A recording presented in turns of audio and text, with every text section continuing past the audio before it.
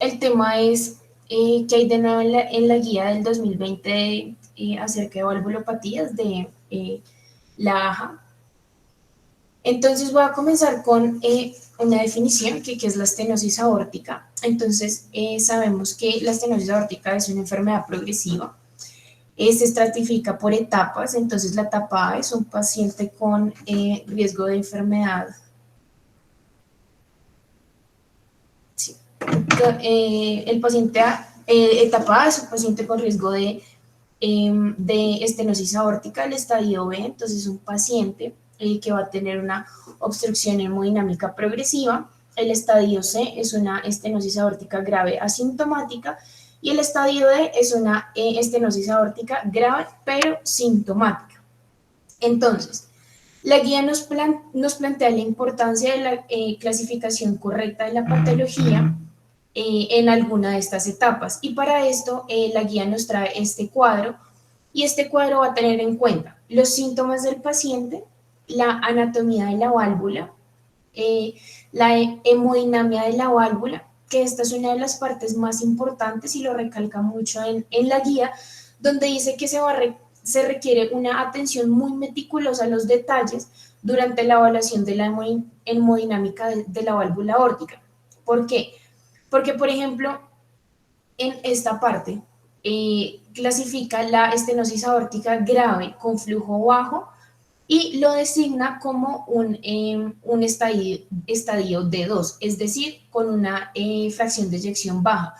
Pero si tiene una fracción de eyección normal, se va a clasificar en el D3. Y la otra parte que tiene en cuenta este cuadro son los cambios en el ventrículo izquierdo y la vasculatura. Entonces, ¿por qué es relevante esta clasificación? Porque los enfoques médicos e intervencionistas para el tratamiento de los pacientes con estenosis aórtica valvular van a depender de ese diagnóstico preciso de la causa, y este diagnóstico preciso ya lo voy a tratar más adelante, y el estadio del proceso de la enfermedad. Entonces, en el diagnóstico, esta guía ratifica mucho el uso de la ergometría o la prueba de esfuerzo para confirmar cuándo es un verdadero asintomático, y es muy importante que lo contraindica completamente en pacientes sintomáticos.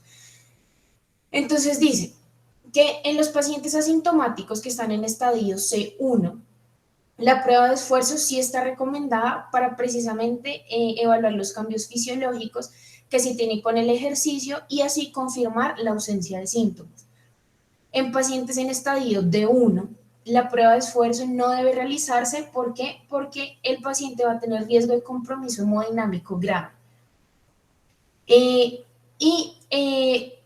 otro examen que se recomienda es la ecografía transtorácica o el ECO-TT, que se indica para el diagnóstico preciso de la causa de la estenosis aórtica, la evaluación de la gravedad de la hemodinámica de la válvula, la medición del tamaño y función del ventrículo izquierdo, el pronóstico y en qué momento se debe intervenir quirúrgicamente esa válvula.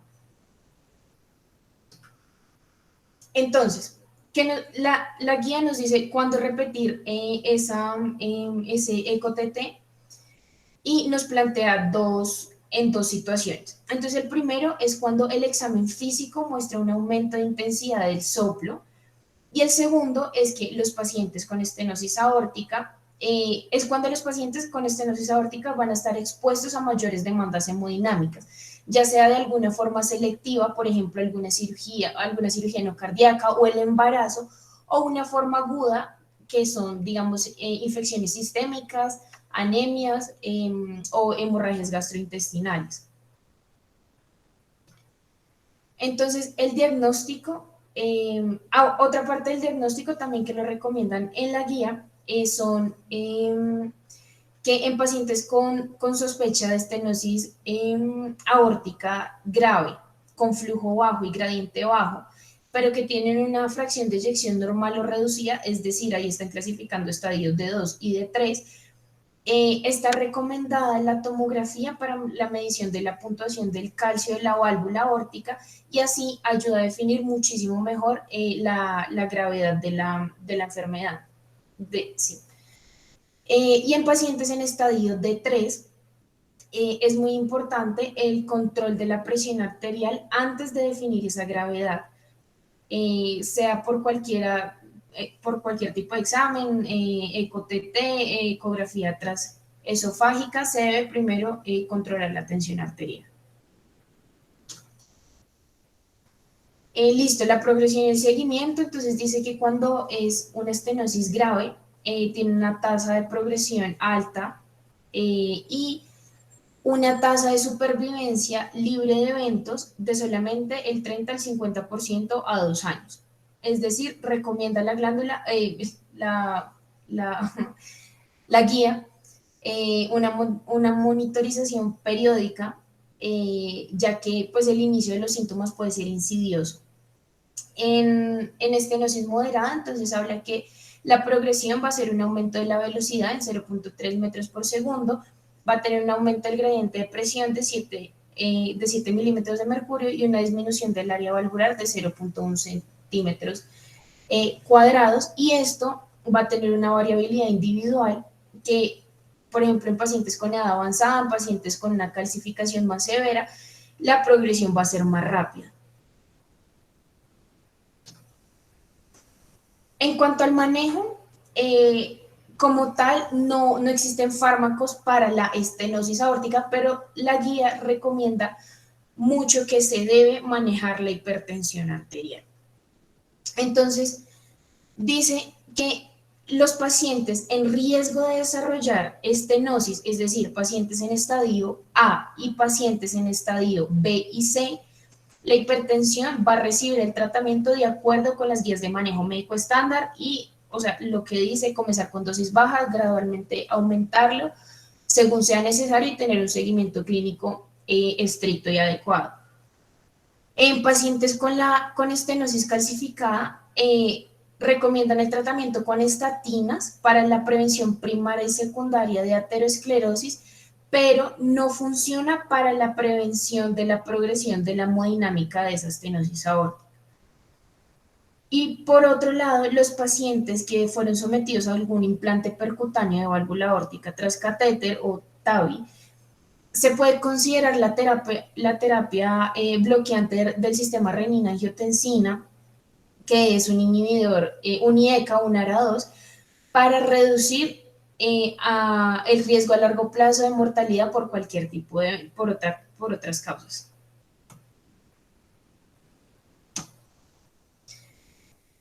Entonces, la guía nos habla, según los estadios, de cuándo se debe intervenir al paciente. Entonces, un estadio de 1 debe ser un paciente adulto, debe tener unos síntomas que son disnea de esfuerzo o insuficiencia cardíaca, una angina, un síncope, un presíncope según la historia clínica o durante la prueba de esfuerzo.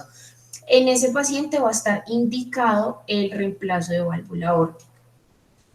En pacientes en estadio B, que se someten a una cirugía cardíaca por otra indicación que no sea estenosis aórtica, se puede considerar la cirugía de reemplazo de válvula aórtica. En pacientes asintomáticos, es decir, estadio C1, en pacientes que se someten a una cirugía cardíaca también por otras indicaciones, también está indicado. En pacientes también en estadio C1, pero con bajo riesgo quirúrgico, se recomienda la cirugía de reemplazo de válvula aórtica cuando el BNP, o sea, el nivel sérico de péptido natriurético de tipo B, el BNP, sea 3 veces más de lo normal. Y también cuando la prueba de esfuerzo demuestre una disminución de la tolerancia al ejercicio. Acá toca normalizar esa tolerancia según la edad y el sexo del paciente. También que durante la prueba de esfuerzo demuestre una disminución mayor o igual a 10 milímetros de mercurio en la presión arterial sistólica. Ahí se recomienda el reemplazo de válvula aórtica. En otro caso de estadio C1, también paciente con bajo riesgo quirúrgico, el reemplazo de válvula aórtica se va a recomendar cuando en pruebas seriadas muestren un aumento de la velocidad aórtica mayor o igual a 0.3 metros por segundo. En pacientes también estadio C1, pero con una disminución progresiva de la fracción de eyección menor a 60%, en 3 estudios de imagen en serie, lo mismo, se recomienda la cirugía. En estadio C2, en pacientes con la fracción de eyección menor a 50%, indicación de cirugía. En estadio D2, con la fracción de eyección reducida, se recomienda cirugía. En estadio D3, se recomienda la cirugía solamente si la estenosis, si los síntomas, o sea, si se demuestra que todos sus síntomas son causados por esa estenosis aórtica. Y en pacientes asintomáticos, en pacientes asintomáticos con estenosis aórtica muy grave y de bajo riesgo quirúrgico, bueno, se puede hacer la cirugía también. Entonces ahí entraban en una discusión de qué poner, si válvula mecánica, válvula biológica, por qué método intervenirlo, o si hacer cuidado paliativo, o una terapia puente para después someterlo a algún tipo de cirugía. Entonces, lo primero, dicen válvula mecánica o biológica, entonces lo más importante es que la decisión, así sea, de la válvula protésica, debe ser una decisión compartida, o sea, se deben tener en cuenta las preferencias del paciente y claramente uno como médico tiene que decirle pues consecuencias, cómo va a ser el manejo, si puede tener alguna recidiva, duración de la válvula, todo. Luego, muy importante, si los pacientes de cualquier edad que requieran un reemplazo de válvula aórtica, pero que la terapia con anticoagulantes, con antagonistas de vitamina K esté contraindicado o no se puede manejar adecuadamente o el paciente no desea tomarse el anticoagulante, lo más recomendable es que sea un reemplazo de válvula aórtica bioprotésica. Para pacientes que sean menores de 50 años, que no tengan ningún tipo de contraindicación para anticoagulación que requieren la cirugía, lo más razonable es elegir una prótesis aórtica mecánica en lugar de una bioprotésica. Pacientes entre 50 y 65 años que requieran la cirugía, que no tengan ninguna contraindicación para la anticoagulación, se debe individualizar al paciente y se debe tomar la decisión de acuerdo a lo que quiera el paciente y lo mismo, debe ser una decisión compartida, informada. Y en pacientes mayores de 65 años que requieran la cirugía, se puede optar por una prótesis mecánica, de válvula mecánica. Y ahora, ¿por dónde lo intervengo? O sea, ¿por qué método lo voy a intervenir? Entonces, hablan de dos cirugías, que es la cirugía de reemplazo de válvula aórtica o la implantación de válvula aórtica transcatéter. Entonces, para la SAVR, entonces lo que recomiendan es que sean pacientes sintomáticos o asintomáticos con estenosis grave, cualquier indicación para el reemplazo, que tengan menos de 65 años y una esperanza de vida mayor a 20 años.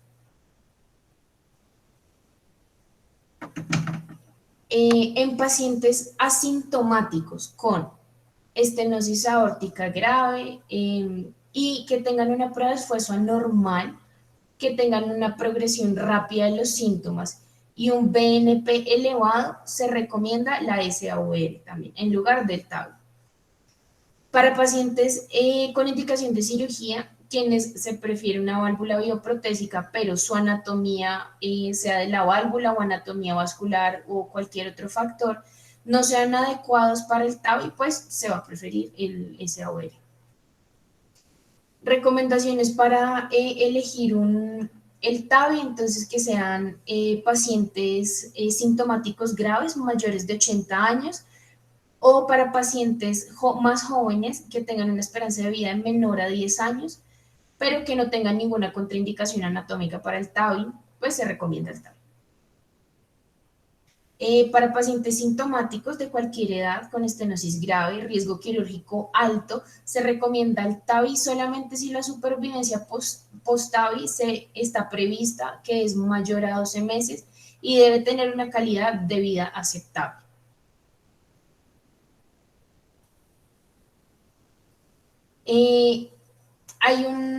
Nos mencionaba la guía que hay una parte que realmente no es tan trascendente, o sea, no importa cuál elijas, que son en pacientes estenosis grave que tengan entre 65 y 80 años, sin contraindicaciones anatómicas para TAVI. Se puede recomendar cualquiera de las dos y igual pues debe ser una toma de decisión compartida e informada con el paciente. Para cuidado paliativo, entonces, es para pacientes que su supervivencia post-TAVI o post-SAVR sea menor de 12 meses, o para quienes esperan que su mejora sea mínima en la calidad de vida, entonces, cuidados paliativos, y lo mismo, una toma de decisión compartida eh, e informada con el paciente. Y una terapia puente, entonces hablan en pacientes que están muy enfermos, que adicional tienen la estenosis, se puede hacer una dilatación con balón aórtico percutáneo y pues esa es la terapia puente que se puede usar antes en cualquiera de las dos intervenciones. Entonces, sobre la insuficiencia mitral, entonces, bueno, la insuficiencia mitral pues es una enfermedad valvular, es muy común encontrarla en pacientes adultos, tiene una alta morbilidad y mortalidad. La guía nos recalca mucho que es importante diferenciarla entre una insuficiencia mitral primaria, que es degenerativa, y una secundaria, que es funcional, porque es debido a que el enfoque diagnóstico y terapéutico es diferente en cada uno de los casos. Entonces, también recalca mucho la guía que se debe establecer la severidad de la enfermedad por medio de la clasificación de Carpentier. Este Carpentier va a emplear diferentes parámetros anatómicos y funcionales para así poder comprender mucho mejor la fisiopatología de la entidad. Pues al igual que las otras valvulopatías, es clave la óptima evaluación por EcoTT y en algunos casos se recomienda la ecografía transesofágica. Entonces, bueno, lo mismo que en la otra, lo clasifican por teniendo en cuenta unos criterios hemodinámicos de las válvulas. Es muy importante saber que no todo lo que plantean en estos cuadros va a estar tal cual en los pacientes. Dice que la categorización de la enfermedad en cualquiera de estos estadios va a depender de la calidad de los datos que recolectemos, la integración de todos los parámetros y unirlos con las pruebas clínicas para poderlo categorizar en alguno de estos estadios. Entonces, ¿qué nos recomiendan? Entonces nos recomiendan 4 exámenes: ecografía transesofágica, transtorácica. Se utiliza para la evaluación inicial tanto del tamaño y función del ventrículo izquierdo, función del ventrículo derecho, tamaño de la aurícula izquierda, ayuda a medir la presión arterial pulmonar y el mecanismo y la gravedad de la insuficiencia mitral. Esta EcoTT se recomienda en etapas desde la A hasta la D. En la ecografía transesofágica se recomienda cuando la EcoTT proporciona información insuficiente o que sea discordante con respecto al mecanismo y la severidad de la valvulopatía. Esta va a estar recomendada en los estadios B y D. Perdón, B a D. En pacientes que son sometidos a intervención quirúrgica, se recomienda la transesofágica intraoperatoria para guiar el procedimiento y pues poder establecer un resultado de la intervención. La resonancia magnética cardíaca está indicada para evaluar los volúmenes y la función ventricular y poder contribuir a la clasificación de la clasificación de la severidad de la insuficiencia mitral. Y por último, pacientes que sus síntomas estén relacionados con insuficiencia mitral, entonces se puede hacer prueba de esfuerzo, ecocardiograma de estrés de ejercicio, algún cateterismo cardíaco. Entonces, ¿cuándo repetir la ecografía transtorácica? Entonces, en caso de aparición de nuevos síntomas o empeoramiento de los síntomas existentes, entonces el paciente puede tener una disnea en esfuerzo, ortopnea, alguna disminución en la tolerancia al ejercicio. También cuando se identifica la presencia de fibrilación auricular de novo.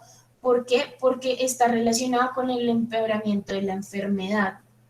Y también va a tener una asociación con el compromiso de otras válvulas y otras cámaras del corazón, entonces, bueno, toca estar pendiente. ¿Cuál es el seguimiento? Entonces, se debe hacer una evaluación clínica periódica en los pacientes asintomáticos. Se recomienda de cada 6 a 12 meses, pues para la vigilancia de la función del ventrículo izquierdo y evaluación de la presión de la arteria pulmonar, esto solamente pues cuando esté disponible y se puede hacer. Y en pacientes en estadios A y B se recomienda realizar el eco-TT periódicamente para evaluar los cambios en la severidad de alguna valvulopatía. Entonces, ¿cuál es el manejo? Muy importante, no hablen de ninguna evidencia convincente de que el manejo médico en insuficiencia mitral vaya a reducir la gravedad de la valvulopatía. Sin embargo, se debe considerar que pues en los pacientes con insuficiencia mitral y una disfunción sistólica del ventrículo izquierdo, en pacientes que la cirugía no sea posible o la cirugía deba retrasarse por alguna razón, se puede iniciar una terapia farmacológica basados en las guías del manejo de falla cardíaca con fracción de eyección reducida. Entonces, ¿cuándo se debe intervenir al paciente? Entonces, pacientes con insuficiencia mitral grave, estadio D, sin importar la función sistólica, se recomienda la intervención. Se recomienda el manejo quirúrgico de válvula mitral en pacientes que sean asintomáticos, que tengan una disfunción sistólica del ventrículo izquierdo, que estén en estadio C2. Hablan también que se prefiere siempre el reparo de la válvula sobre el cambio valvular en pacientes que esté indicada la cirugía y cuando ese daño sea por alguna enfermedad degenerativa. Y también el reparo de la válvula mitral se puede hacer cuando los pacientes estén en estadio C1 y cuando la probabilidad de reparación de esa válvula sea exitosa, duradera, que no vaya a tener una insuficiencia mitral residual, que tenga una tasa de mortalidad menor al 1%, y ya.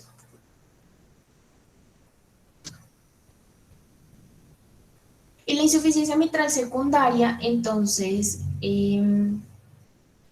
es la que se produce cuando, por el compromiso del músculo cardíaco, que hay una alteración en la sincronía ventricular o hay una dilatación en el anillo valvular y va a producir una coaptación de las valvas de la mitral. Entonces, lo mismo que la anterior, la van a clasificar en unos estadios. Le van a clasificar en los estadios y se tiene que tener exactamente en cuenta las mismas recomendaciones que se dieron en insuficiencia mitral primaria. ¿Cuál es el manejo médico y la diferencia con la otra? Es que acá el manejo médico es el pilar de la insuficiencia mitral crónica secundaria. Entonces, los pacientes con insuficiencia mitral, normalmente en estadio C y D, que tengan falla cardíaca con fracción de eyección reducida, deben recibir el tratamiento para insuficiencia cardíaca y se van a incluir medicamentos como los IECA, los ARA2, beta bloqueadores, antagonistas del receptor de aldosterona y si está recomendado, si se indica estimulación biventricular. Entonces, cuando se debe intervenir un paciente, entonces dice que el reparo transcatéter con técnica borde a borde se puede usar en estos pacientes cuando la disfunción sistólica del ventrículo izquierdo sí, que tenga disfunción sistólica del ventrículo izquierdo y que tenga unos síntomas persistentes en hija clase 2, 3 o 4 y que se encuentren en tratamiento para insuficiencia cardíaca. Pacientes en la cirugía de válvula mitral, entonces se puede aplicar en pacientes con insuficiencia mitral en estadio C y D, que se van a someter a una cirugía de revascularización miocárdica como parte de un tratamiento de isquemia, para reparar la isquemia. Se puede considerar también una cirugía de válvula mitral en pacientes con una función sistólica preservada que tienen una insuficiencia mitral secundaria crónica, secundaria crónica grave por dilatación del anillo y que tenga síntomas persistentes graves, NIHA clase 3 o 4, a pesar de estar en tratamiento y manejo para FA y otras comorbilidades que tenga. También la cirugía de válvula mitral es una opción en pacientes que tengan la fracción de eyección baja y que tengan síntomas persistentes, lo mismo NIHA clase 2 y 4, a pesar de estar en tratamiento. Y el reemplazo de válvula mitral con una preservación del aparato subvalvular es preferible sobre el reparo valvular con anuloplastia en pacientes con enfermedad coronaria y más insuficiencia mitral.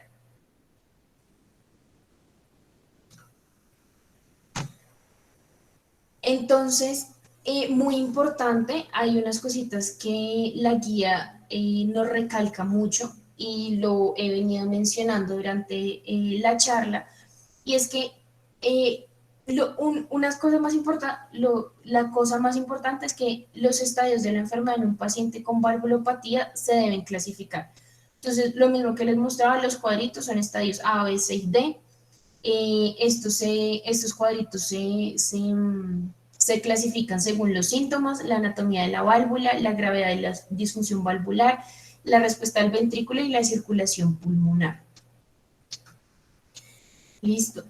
Lo otro es que la evaluación de un paciente con valvulopatía cardíaca, los hallazgos de la anamnesis y la exploración física se deben correlacionar con los resultados de las pruebas no invasivas como electrocardiograma, una radiografía de tórax, un eco-TT.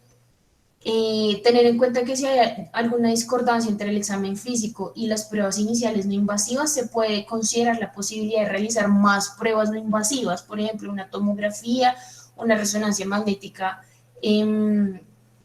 cardíaca, pruebas de esfuerzo, o también en ciertos casos se recomienda la ecografía transesofágica, un cateterismo cardíaco, pues que son pruebas ya invasivas. ¿Y por qué es tan importante? Para determinar la estrategia de tratamiento óptima para el paciente. Entonces, para pacientes con valvulopatía cardíaca y una fibrilación auricular, menos en pacientes con estenosis mitral reumática o una prótesis mecánica, la decisión de utilizar anticoagulación oral para prevenir eventos tromboembólicos, sean antagonistas de vitamina K o un no antagonista de vitamina K, se debe realizar esa decisión con base a la puntuación del CHA2DS2. Es importante saber que en los pacientes con estenosis mitral reumática o una prótesis mecánica y una fibrilación auricular deben recibir anticoagulación oral con un antagonista de vitamina K.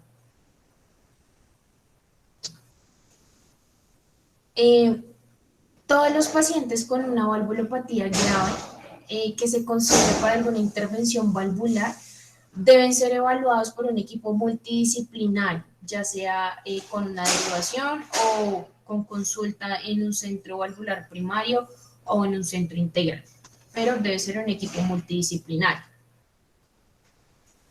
El tratamiento de la estenosis aórtica con prótesis valvular transcatéter o quirúrgica debe basarse principalmente en los síntomas o en la función sistólica ventricular reducida. Se puede considerar una intervención temprana si así lo indican los resultados de la prueba de esfuerzo, los biomarcadores, la progresión rápida de los síntomas o la presencia de estenosis muy grave.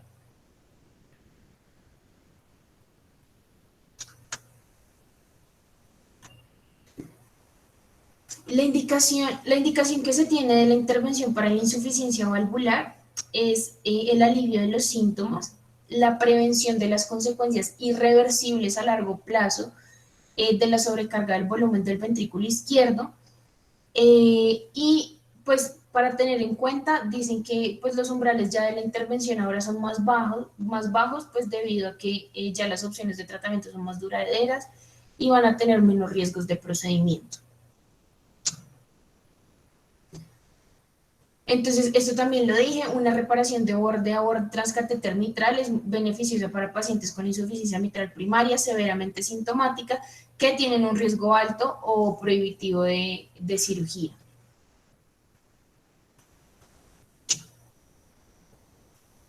Pacientes que tengan una insuficiencia tricuspide aislada sintomática grave, que comúnmente asociada con cables del dispositivo o FA, se pueden beneficiar de alguna intervención quirúrgica para reducir los síntomas y hospitalizaciones recurrentes si se realiza antes de la aparición de alguna disfunción ventricular derecha grave o algún daño de órganos diana como lo son el hígado o el riñón.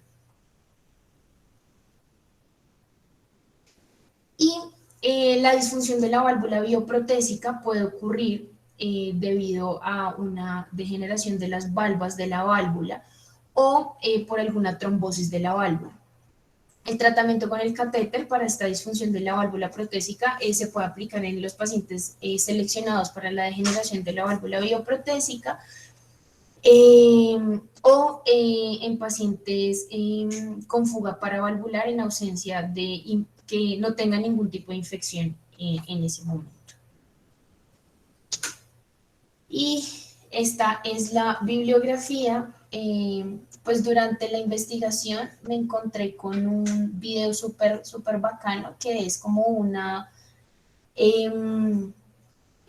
discusión, un debate que tienen entre expertos y comparan lo que dice esta guía con lo que aparentemente va a pasar en la siguiente modificación de las guías valvulares 2021. Si quieren se los mando por el grupo, es muy bacano y lo correlacionan, todos los cambios los van correlacionando con casos clínicos, es muy bacano. Entonces, muchas gracias.